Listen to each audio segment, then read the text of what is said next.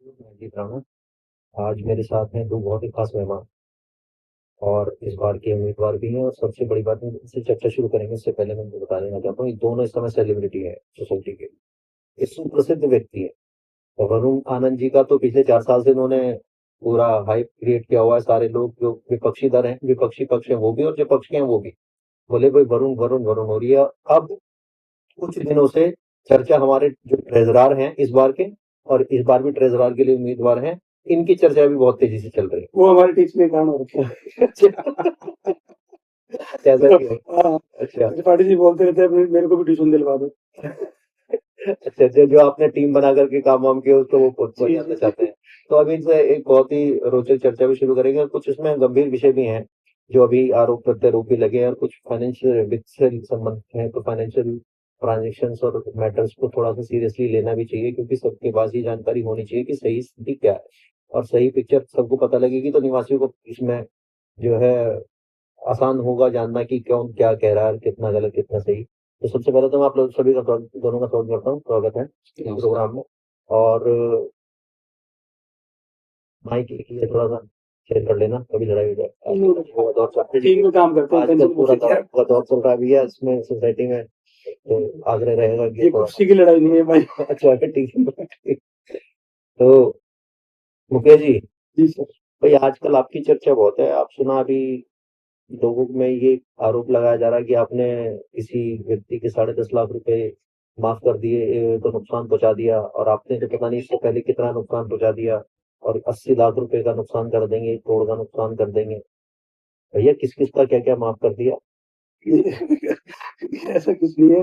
अगर माफ करने की नौबत है सबसे पहले मैं मेरे माफ करता हूँ। हाँ जी बात, अरे मैं तो खुद ही रिक्वेस्ट करता, मेरा भी कर दूं, मैं भी छोटा मोटा आदमी हूँ। मैं आपके भी माफ कर देता अगर मेरे हाथों पावर मिलते। लेकिन अभी अभी त्रिपाठी जी बोल ही रहे हैं अपनी वीडियो के अंदर कि मैंने उनके मतलब जीपीएम अप्रूवल के बिना आप किसी के मैं भी नहीं कर सकता, ट्रेजर भी नहीं कर सकता। थोड़ा सा विस्तार से बताइए, केस है क्या? 10.5 लाख रुपए का फिगर कहाँ से आया? कौन व्यक्ति, क्या हुआ इनके साथ? थोड़ा सा 10.5 लाख रुपए का ये है कि जब से हैंड ओवर हुआ है 2022 जुलाई से, तब से लेके आज तक जो भी कैंप चार्जेस बनते हैं वो मिला के तीन तीन प्रॉपर्टी मिला 17, 18 और शॉप नंबर 10। अच्छा, तो तीन प्रॉपर्टी को टोटल मिला के वो 10 ही बन रहा है अगर हम कैंप कैलकुलेट करते हैं तो। ठीक है, बट उनको जो पनवार साहब है उनको पोजीशन फिजिकल पोजीशन लेटर जो है वो मिला ही 16 मई को। इसी 16 मई को मिला है 2026 में। अच्छा, तो वो लेटर लेके इन्होंने पहले मेल किया था ईओ को, हालांकि मैं उसकी कॉपी में नहीं था। तो वो 19 मई को मेंटेनेंस ऑफिस आए थे हमारे। अच्छा, पहली बार वो और नीरज जी उनके साथ। अच्छा, तो वो मिले, बात आपकी मुलाकात पहली बार उनसे नहीं? मेरी उनसे मुलाकात नहीं, वहाँ पे सेक्रेटरी साहब से बात हुई थी। अच्छा, तो वहाँ से सेक्रेटरी साहब ने बोला कि ये हमारे हाथ में नहीं है, वो रिजर्व के हाथ में है। अच्छा, तो उन्होंने डिफॉल्टर लिस्ट पब्लिश कर रखी है नेगेटिव बैलेंस। पहली बात तो मैं ये बताना चाहूंगा कि मेरे से पहले ऐसा कोई ट्रेजरर नहीं है जिसने नेगेटिव बैलेंस की रिपोर्ट कभी पब्लिश की है। अच्छा, मैंने पब्लिश की थी वो सबसे पहले, फर्स्ट टाइम आपने करी है जब से? उसके बाद काफी अमाउंट रिकवर भी हुआ था जब डाला। अच्छा, मैं इसमें एक चीज बताना चाहूंगा। जब जुलाई 2022 में फैसिलिटी प्लस गई थी और पहली बार मुझे बोर्ड पे बस एक ही बार वो डिफॉल्टर लिस्ट लगाई गई थी, उसके बाद कभी नहीं। 2022 में तो defaulter in the meaning negative defaulter से मतलब क्या है? जिसका नेगेटिव बैलेंस है बस। और उसके बाद से कभी नहीं लगी। वो पोजीशन लेके रहता है या नहीं रहता है इससे मतलब नहीं है। उसका फ्लैट बंद है, प्रॉपर्टी बंद है या नहीं है, उसका बैलेंस नेगेटिव है तो वो डिफॉल्टर है। तो डिफॉल्टर होने का मतलब क्या होता है? उस क्या किस चीज का? Non payment of maintenance charge. हाँ, तो उसको वोट देने का राइट होता है, मेंबर बनने का राइट नहीं होता है, क्या होता है उसका एक्शन क्या होता है? देखिए, एज पर बायलॉज तो ये है कि 60 दिन का टाइम होता है। जैसे अभी भी देखेंगे आप वोटर लिस्ट में, और मनीष आनंद जी इलेक्शन ऑफिसर हैं, और पिछले साल ही ये चीज इंट्रोड्यूस हुई है कि जिसके 60 दिन से ज्यादा ड्यूज है तो वो वोटर लिस्ट में वोटर एलिजिबल नहीं। अच्छा, उसको अनवेरीफाइड किया गया है। और पिछले साल सुनील कांत शर्मा जी ने भी इस रूल को इंट्रोड्यूस किया था फर्स्ट टाइम, जो कि उससे ये एज पर एक्ट में है, बायलॉज में भी। बायलॉज में। बट इसके अलावा मैं ये बताना चाहूंगा कि उससे पिछले साल कभी भी इस ड्यूज का कोई लिमिटेशन नहीं थी वोटर लिस्ट वोटर की एलिजिबिलिटी का। ये पिछले साल ही इंट्रोड्यूस किया गया। अच्छा, तो जो उससे पहले इलेक्शन हुए वो विदाउट एनी डिफॉल्टर लिस्ट? सब वोट एलिजिबल। अच्छा, उसमें मेंशन ही नहीं होता। जो भी है सब, जो भी ओनर है सबके नाम है, कोई आओ वोट डाल, ओनर क्या, जिसके नाम ही अलॉटमेंट हुई है ना, सब वोटर। सब वोटर कुछ चेक नहीं है, रहते हैं नहीं रहते कुछ हैं उसमें लिखा ही नहीं होता था। क्या? आप 2024 की वोटर लिस्ट उठा के देखिए, उसमें कुछ नहीं लिखा है। और वोटर लिस्ट में ये मुद्दे हैं तो ये तो गंभीर विषय है। वोटर लिस्ट के साथ में वोटर लिस्ट की जो ट्रांसपेरेंसी वो भी हर्ट होती है। तो वो पवार साहब विलास सत्रा वाले यही तो बोल रहे हैं कि 2024 में मेरे को फिजिकल मतलब मेरा तो हैंड ओवर भी नहीं मिला और मेरे ड्यूज भी तब भी थे, हाँ तो तो उस वक्त मेरा वोट किसने डाला? अच्छा, उनका वोटर लिस्ट में तो नाम है? मेरी मेंबरशिप फीस किसने पे की? उनका वोटर लिस्ट में जी उनका वोटर लिस्ट में नाम है, उन्होंने खुद हमें शेयर किया वोटर लिस्ट की, देखो मेरा नाम 2024 की 2024। पिछले ये साल क्या गड़बड़ डाला है? पिछले ये क्या साल हो- की एक बिला उसने रेसिडेंट ग्रुप पे ये मैसेज डाला था कि मेरे फ्लैट का भी वोट पड़ा है, और जबकि वो फिजिकल यहाँ प्रेजेंट नहीं थे, अभी भी हैंड ओवर नहीं लिया है, पोजीशन नहीं लिया है। अभी भी हैंड ओवर नहीं अच्छा लिया है। पोजीशन ही नहीं हुआ है। उनका भी सेम केस। अच्छा, ये इस तरह के इश्यूज भी आपके संज्ञान में है? मतलब जी। ऐसे मैटर भी हुए हैं? 4 विधायक के जिनके सेम केस हैं। अच्छा, निवासी तो बहुत ही गंभीर विषय है कि वोटर लिस्ट में नाम है, वोट हो रहा है और वो व्यक्ति स्वयं इनको कह रहा है कि मैं था ही नहीं। अब ये वाले व्यक्ति तो मेरे ख्याल से बाहर रहते हैं, यूएस रहते हैं, तो ये तो 2024 में जब आप बता रहे वोटर लिस्ट में नाम था तो आए भी नहीं होंगे वोट डालने। किसने वोट डाला है, क्या गड़बड़ डाला है? ये तो पुराने वाले लोग ही जाने किस तरीके से वोटर लिस्ट बनती थी और कैसे वोट पड़ता था। और भी खतरनाक चल रहा था मामला, मतलब विदाउट एनी सुपरविजन हो रहा है, कुछ भी जिसका मर्जी आए जो कर रहा है। तो आपके ऊपर आरोप ये लग रहा है कि आपने 10.5 लाख रुपए उनके माफ कर दिए। आपने ऐसे कैसे कर दिया? वो अभी वीडियो में बोल तो रहे त्रिपाठी जी खुद ही हाँ, कि इसके लिए जीबीएम अप्रूवल चाहिए होता है। हम में से कोई भी, मतलब मैं प्रेसिडेंट सेक्रेटरी और ट्रेजरर, हम कोई भी इसको अप्रूव नहीं कर सकते, लेकिन फिर भी मैंने उनका माफ कर दिया। अच्छा, आप अप्रूव इंडिविजुअल नहीं कर सकते, जीबीएम का अप्रूवल चाहिए और आपने इंडिविजुअल कर दिया। मतलब एक तरफ कह रहे हैं कि माफ कर दिया, दूसरी तरफ कह रहे हैं कि कोई भी नहीं कर सकता। अब कौन सी बात दोनों सही चीज है, कैसे हो सकती है? कौन सी बात उनकी सही है, वो खुद ही इसे वो क्लैरिफाई करें। हानियां बनाने में माहिर है, ये बात है। और ये मैं शुरू से बोल रहा हूँ। आपके ऊपर आरोप क्यों लग रहा है? आपने ऐसे क्या कर दिया? वो आए होंगे तो वो सेक्रेटरी साहब से मिले थे या आप आपसे मिले थे? वो त्रिपाठी जी बोल रहे हैं वो मेरे रिश्तेदार हैं, अच्छा, ऐसा आरोप लग रहा है। ऐसा आरोप लगा रहे हैं मेरे ऊपर। आप कह रहे हैं कि वो एक बार कह रहे हैं कि कर नहीं सकते, एक बार कह रहे हैं कि कर दिया। जी ऐसा है क्या वरुण जी? सर आप उनका वीडियो सुनिए, आपको खुद ही मजा आएगा सुनकर। अच्छा, क्योंकि थोड़ा आप ध्यान से सुनेंगे। एक जगह ये कहते हैं और विवेक गुप्ता जी बड़े जोर शोर से चिल्ला के कहते हैं, अरे 10 लाख 10.5 लाख का माफ कर दिया, कितना बड़ा घोर अपराध कर दिया। एक विवेक त्रिपाठी जी भी कहते हैं कि इन्होंने माफ कर दिया। फिर अगले ही पल आगे बढ़ते हुए बोलते हैं कि ये तो कोई भी नहीं कर सकता, न ट्रेजर कर सकता, न प्रेसिडेंट कर सकता, न सेक्रेटरी कर सकता, इसमें जीबीएम की अप्रूवल है। ये दोनों चीजें कैसे पॉसिबल है राणा जी? चलिए मैं या तो है या नहीं है। हम इस वीडियो में इसकी क्लिप भी लगाएंगे हम। इसकी क्लिप आपके पास है ना, तो दोनों क्लिप हम ऐड कर देंगे जनता की सुविधा के लिए कि वो अच्छे से अपने आप देखे, स्वयं सोचे कि क्या त्रिपाठी जी जो उनका इस बात के अध्यक्ष हैं वो एक बार क्या उसके चलते मुकेश जी बोलते हैं, अगर आप ईमेल देखेंगे, मैं आपको ईमेल ये दिखाऊं, मुकेश जी बोलते हैं कि as per the rule maintenance charges can be levied on any unit only after the possession. अगर आप ये देखेंगे ये, हाँ, आफ्टर डेट ऑफ पोजीशन, जी जी, हाँ, डेट ऑफ पोजीशन। और अगर आप ये देखेंगे, ये मेल अगर आप देखेंगे तो एओ में हम क्या करते हैं कि हम 9 लोग हैं और हम 9 लोग किसी भी विषय में मिलते हैं, बैठते हैं, बात करते हैं, रिकॉर्ड करते हैं, हमारे पास मिनट ऑफ मीटिंग्स भी है, उसके बाद ही हम कोई डिसीजन लेते हैं। बट अगर आप ये ईमेल देखेंगे तो इस ईमेल में आपके जो ओनर है देवेंद्र पनवर जी वो भी है, और मुकेश जी ने बिना किसी से बात किए हुए एक तरफा तौर पर अपना फैसला समझा दिया और मुझे यहाँ पर बोले, डियर मिस्टर त्रिपाठी ऐसा ऐसा है, आप उसको एग्जीक्यूट करिए। ये ईमेल आती है 12 जून को, आप समझिए चुनाव के कुछ दिन पहले ईमेल आ रही है ताकि इसका फायदा मिल जाए, कुछ चंद वोट और मिल जाए। मतलब मैं बड़ा हैरान हूँ, ये ईमेल लिख आपको रहे हैं बट बात तनवर जी से कर रहे हैं कि भैया आप हमें वोट दे दो। तो इसका मतलब इन्होंने ये बोल दिया कि अगर आपने पोजीशन, जो पनवर जी कह रहे हैं कि हमने पोजीशन अभी 4-5 मतलब जून में लिया है, तो जून 2026 के पहले पूरा बकाया इन्होंने वेव कर दिया उनका। बहुत बढ़िया, बिना किसी से पूछे, बिना किसी से बात किए हुए, एक तरफा जज बनते हुए, जो हम कर ही नहीं सकते। ना केवल मुकेश जी, ना मैं और ना मेरी एओए, हम ये डिसीजन ले ही नहीं सकते हैं कि हम किसी भी रेजिडेंट का जो भी ड्यूज है हम उसको वेव ऑफ कर दें। ये केवल जीबीएम ही कर सकती है। बट चुनावी ये जो माहौल चल रहा है, अपने कुछ चुनावी स्वार्थ के चलते कुछ एक्स्ट्रा वोट मिल जाए, इसके चलते मुकेश जी ने ऐसा विश्वासघात किया है। क्या कह रहे हैं दूसरी बात? अच्छा, एक और चीज ऐड करना चाहता हूँ कि अगर जिस तरीके से उनका क्लेम है कि कुलाड़ी जी ने उनका व्यूज माफ कर दिया, तो उनको मेंबरशिप क्यों नहीं मिली? उनको वोटर लिस्ट में नाम क्यों अभी भी अनवेरिफाइड है? तो आप बता रहे 2024 में नाम था और अब है नहीं। नहीं, लेकिन अभी नहीं है। अब नहीं है, लेकिन अब उन्होंने अपनी मेंबरशिप फीस दोबारा पे की है। अगर तो अगर पहले भी नाम था तो उनका भी दोबारा क्यों फीस दी उनसे? उन्होंने फिर 3,000 रुपये पे कर रखे अभी। यानी कि उन्होंने मैंने वेरीफाई करके पहले भी कर दी होगी जब नाम था तो वोटर लिस्ट में, और मैंने विदाउट एनी मेंबरशिप फीस उन्होंने मैंने वोटर लिस्ट में नाम आ गया है। मैंने भी बताया, मनीष आनंद जी ने मेरे से पूछा तो मैं वोटर लिस्ट भी आप भेजें, वोटर लिस्ट में हम शेयर करेंगे वीडियो। जी वोटर लिस्ट में शेयर करेंगे। उन्होंने भेजी है। 2024 जनता के सामने सब चीज आनी चाहिए। ठीक बात है, ये तो आपने बहुत अच्छा बताया। लेकिन ये आपके संपर्क में कैसे आया? आप बता रहे जो सचिव साहब के साथ मिले थे, तो आपके ऊपर क्यों आ रहा है आरोप? आपने क्या करा था? हाँ, तो वो क्या हुआ था कि उन्होंने मेल की थी, फिर ये 19 मई को मेल लेके आए हुए थे इंटरनेट ऑफिस में।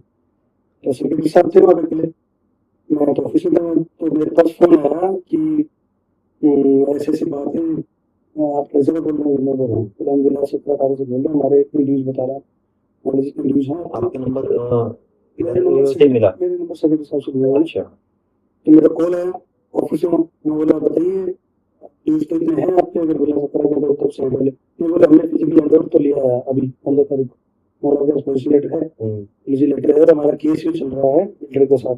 अच्छा, मेरा ऐसे देखो मैंने पहले कभी हैंडल नहीं किया, क्योंकि सेक्रेटरी साहब बता पाएंगे, पिछले 4 साल से वो सेक्रेटरी अलग सिचुएशन में है। तो इन ऐसी सिचुएशन को कैसे हैंडल किया गया पहले वो निखिल जी बता पाएंगे इस बात। तो हालांकि वो स्पीकर पे बात कर रहे थे, मैंने बोला कि आप ठीक है मुद्दे को आप मेरे को, आपने बोला मेल डाल रहा था, मेरे पास मेल नहीं है, तो आप मुझे मेल में इंक्लूड कीजिए, और मैं नेक्स्ट जब बोर्ड मीटिंग होगी तो मैं उसमें इसकी बहुत चर्चा करेंगे, फिर आपसे कॉन्टेक्ट करेंगे दोबारा बोर्ड लिख कर डिसाइड करके।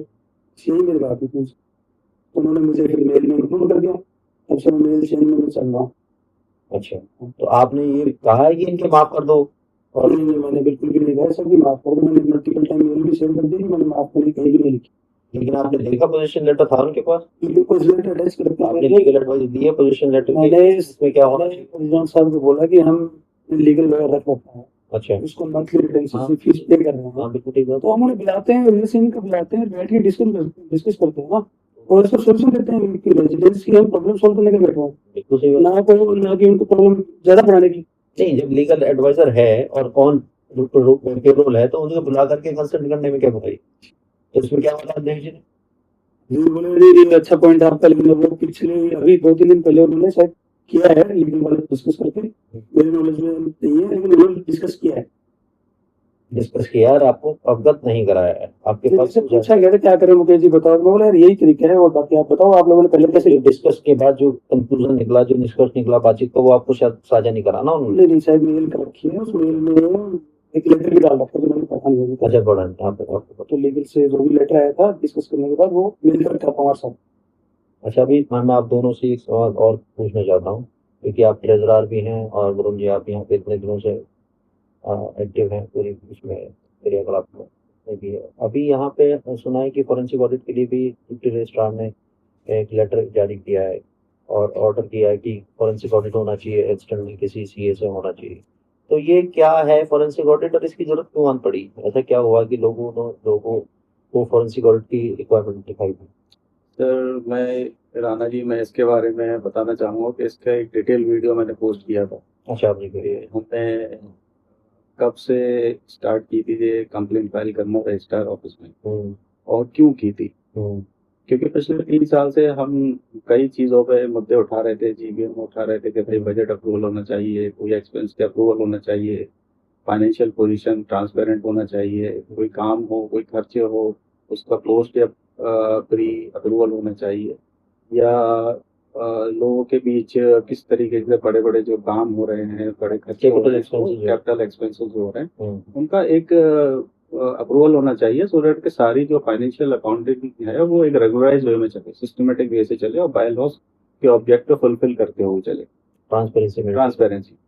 लेकिन इन सब चीज़ों को हमेशा इग्नोर कर दिया हमेशा उसको एक तरीके से निराधार करते हुए कोई जवाब नहीं दिया जाता है। ऑडिट तो होता होगा यहाँ पे अपना, हाँ जी, इंटरनल जो एक बाहर से अपॉइंटमेंट किया जाता है, हर साल होता है ऑडिट। उसकी रिपोर्ट बट आप वगैरह कुछ देखो- करते हैं, किसी को बताते हैं? बिल्कुल पब्लिक की जाती है। उस ऑडिट में आप देखेंगे कि 3 साल के ऑडिट में जो कंटेंट और जो लैंग्वेज है ना, वो आपको as it is copy paste मिलेगी। सस्पिशियस है।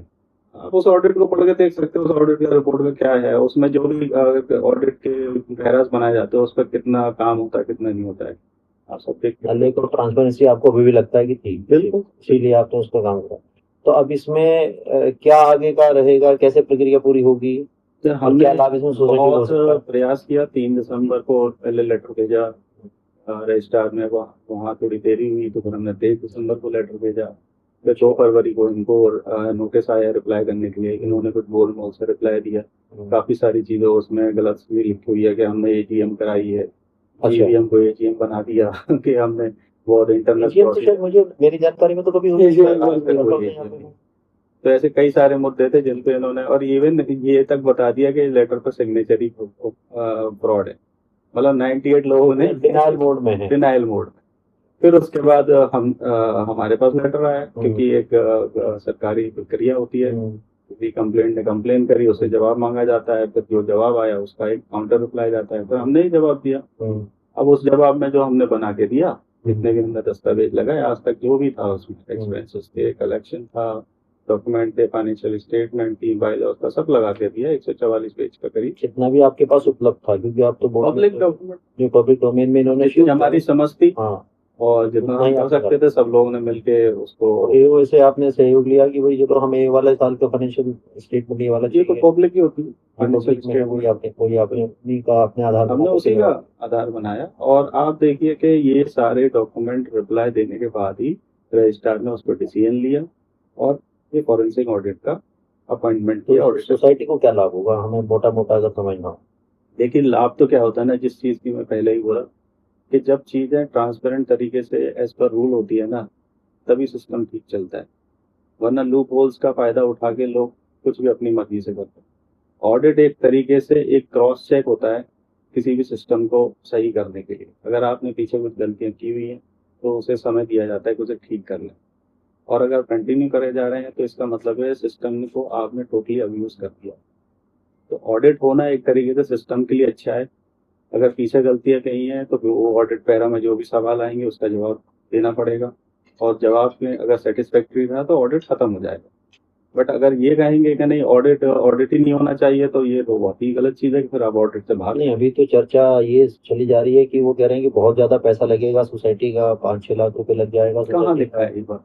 मतलब ऐसी चर्चाएं हैं, वो तो मेरे से सुनी चर्चा तो सर हवा में कुछ भी और बना दी। ये गलत कर दिया, ऑडिट नहीं होना चाहिए, तो वो नहीं होना चाहिए। इनको स्वागत करना चाहिए। देखिए, आ जाओ हमारी जांच करो, हम तो खुले हैं, आप पब्लिक फंड को मैनेज कर रहे हैं, आप किसी बायलॉज और एक्ट के तहत काम कर रहे हैं, आप कोई किराना की शॉप नहीं चला रहे हैं, पब्लिक फंड इन्वॉल्व है। तो उसका ऑडिट आप एक्सटर्नल जो अपना करा रहे थे वो भी कराएं। लेकिन जब अगर शिकायत करता है, क्योंकि we as a member of association have the right to see any financial documentation, और अगर वो प्रोवाइड नहीं की जाती है तो फिर तो सवाल बनता है।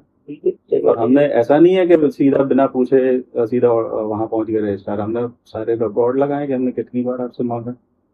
और फिर ऑडिट से डरना क्या? ऑडिट तो सबका ही, जितने भी फाइनेंशियल प्रोसीडिंग्स वाले जो भी ऑर्गेनाइजेशंस हैं, आपने कुछ गलत नहीं किया तो आपको डरना क्या? कंपनीज हैं, डिपार्टमेंट ऑफ गवर्नमेंट्स हैं, सभी में होता है, हर जगह होता है। प्राइवेट ऑर्गेनाइजेशन, गवर्नमेंट ऑर्गेनाइजेशन, सब जगह होता है ऑडिट। और इसी के लिए सारे के सारे ट्रांसपेरेंसी मेंटेन रखी जाती है, ताकि कभी भी ऑडिट का कोई ऑर्डर आ जाए तो हमें प्रॉब्लम ना हो, सारे डॉक्यूमेंट हमारे मैं तो कहता हूँ कुछ गलतियां की हुई तो वो भी ठीक की जा सके आगे वाले सिस्टम के लिए, उसमें कोई डरने वाली बात। उनका कहना ये है, मैंने कहा भी है, तो शैला गुरु बोले अफवाहें चल रही हैं तो चलती रहती है। मैंने कहा तो फिर इसका मतलब कहीं ना कहीं ऑडिट से पीछे भागने का मन है उनका। सर देखिए, मैं तो ये कहता हूँ चीजों को जितना भी सिस्टमेटिक तरीके से और रूल रेगुलेशन चलाया जाए उतना हमारा सेफ एंड सिक्योर। ये वाकई रियली ये बहुत दुर्भाग्यपूर्ण है कि जो एओए के पदाधिकारी जो भी प्रेजेंट है, जैसे चाहे इसमें मुकेश कुलाड़ी जी क्यों ना हो, अगर कोई भी एजेंसी के पहले रेजिडेंट ये जानना चाहता है कि भाई ये मुझे बताओ ये किस तरह से हुआ, सर मैं तो मेरे ख्याल से इनका कर्तव्य पड़ता है बताना। नाना जी बहुत बढ़िया एक एग्जाम्पल देता हूँ। एक होती है कोई नॉर्मल ऑर्गेनाइजेशन, एक होती है ISO सर्टिफाइड ऑर्गेनाइजेशन। बिल्कुल, हाँ, दोनों होते हैं। उसको ISO कब मिलता है? जब एक सेट स्टैंडर्ड पे उसका क्रॉस चेक होता है, ऑडिट होता है। कि वो इस पर्टिकुलर आईएसओ को सर्टिफाई करते हो, उसके जो प्रोसेस है, उसकी वर्किंग है, उसको क्लियर कर रही है, तो इसका सर्टिफिकेशन दिया जाता है। मैं तो कहता हूँ इस ऑडिटर को ऑडिट करने दीजिए, उसके बाद सोसाइटी का नाम करिए कि देख कितने सही तरीके से हमारे काम होता है, ये तो वाकई सर्टिफाइड, ये सर्टिफाइड क्या डर है इसमें? और दूध का दूध पानी का पानी होने में क्या प्रॉब्लम ही क्या है? जब कोई गलत काम करा नहीं है तो फिर डरना किस बात का है? तो ये इस तरह के उड़ाने का तो ये बहुत ही दुर्भाग्यपूर्ण है। ये तो आप लोगों को भ्रमित कर रहे हैं। कुछ लोग सोचेंगे कि यार ये गलत है, कुछ लोग सोचेंगे वो गलत है, और जो जिनको सही करने की जिम्मेदारी है वो सही करने के पीछे भाग रहे हैं, वो उसको बुला ही नहीं रहे। और बल्कि ऐसी चर्चा कर रहे हैं कि सोसाइटी को बदनाम कर रहे हैं, ये तो रजिस्ट्रार के अंडर में चली जाएगी, सोसाइटी बर्बाद हो जाएगी। फॉरेंसिक ऑडिट से सोसाइटी बर्बाद होती है, ये पहली बार सुन रहा हूँ। सब बेकार की बात कर रहे हैं, इससे कुछ नहीं होता।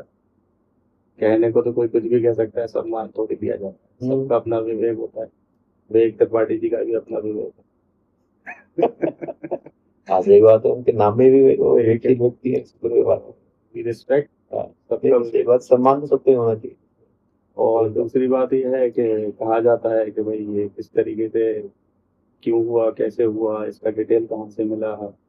तो मेरा यही कहना है कि हमारी जो एक टीम है जो बैकएंड पे काम करती है, वो एक ऐसी टीम है जिसने बहुत एनालिसिस की चीज़ों पे। ऐसे ही हवा में कोई बात नहीं करते, हम नंबर्स के साथ बात करते हैं।